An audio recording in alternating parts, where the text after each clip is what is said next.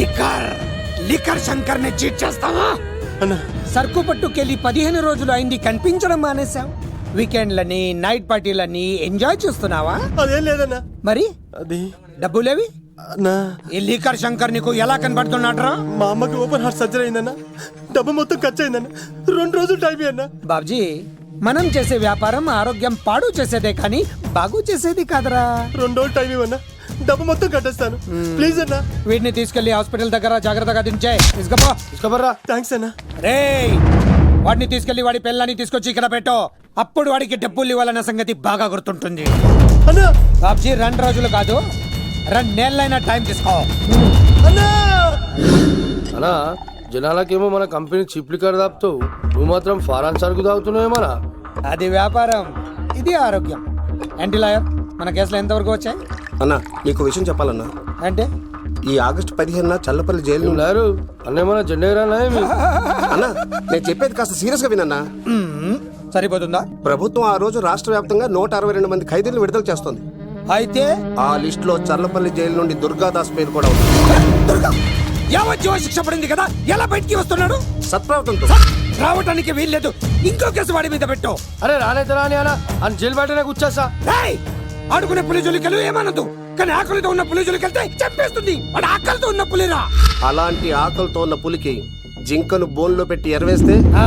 అవునన్నా, ఈ ప్రపంచంలో పగన ఆపేది ఒక్క ప్రేమే. ప్రేమ? నీ మీద వాడుకున్న పగ చల్లారాలంటే వాడి మనసులో ఉన్న ప్రేమను పట్టుకో. అప్పుడే నీ ప్రాణాలు పోకుండా ఉంటాయి. ప్రేమ?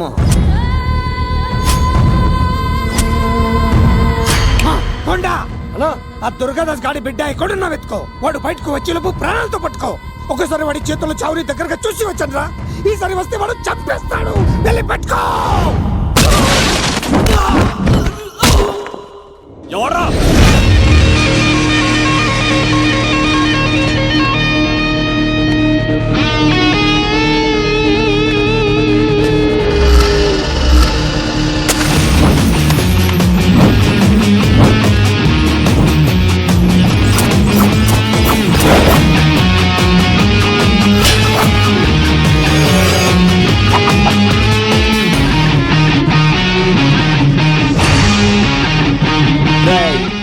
పాండవరా ఇక్కడ నేనే. నువ్వెవడ్రా? చిందేయాలంటే చిరంజీవి, డైలాగ్ చెప్పాలంటే ఎన్టీఆర్, ఫైట్ చేయాలంటే ప్రభాస్, తుమ్ము లేపాలంటే కత్తిసీను. ఒరే దూరదర్శన్, విత్ వెపన్స్ తో వచ్చా, కోడేసుకున్నా రండ్రా. అబ్బో, ఇది కొంచెం తేడా గానీ మనం ఇక్కడ ఉంటే ఏం చెప్పు.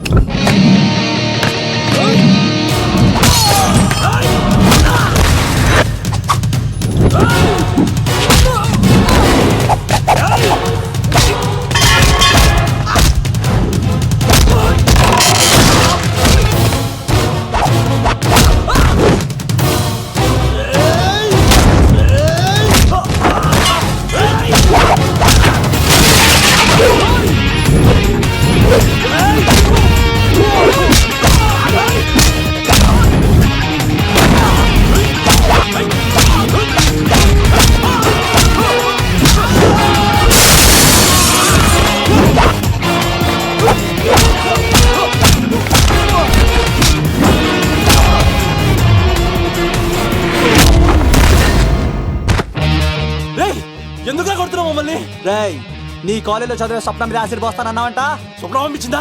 మీరు ఇలా అమ్మాయిల మీద యాసిడ్లు పోస్తూ కత్తులతో నరికేస్తూ గొంతులు కోసేస్తా ఉంటే అమ్మాయిలందరూ ఎలా రోడ్ల మీదకి వచ్చేది? మీ వల్ల అందమైన అమ్మాయిలందరూ మొహానికి గుడ్డలు కట్టుకొని అమ్మా బాబులతో తిరుగుతా ఉంటే మేమందరం ఎలారా బీటేసుకునేది? పిచ్చెక్కి పోతుందిరా యూత్ అంతా.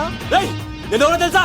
అన్న దాదా, నా ఎమ్మెల్యే, తాత మంత్రి అని కంత్రి డైలాగ్ లేస్తే ఇంకో 4 ఎక్స్ట్రా పడిపోతాయి. ఎవడైనా లవ్ లెటర్ అమ్మాయికి రాస్తాడు, వాడు నాకు రాస్తాడు. మీకు రాశాడా? లేటుగా కన్నా అందమైన కూతుని కన్నావు. ఈ లెటర్ మీ అమ్మాయికి మామయ్య అని నాకు ఇచ్చాడు.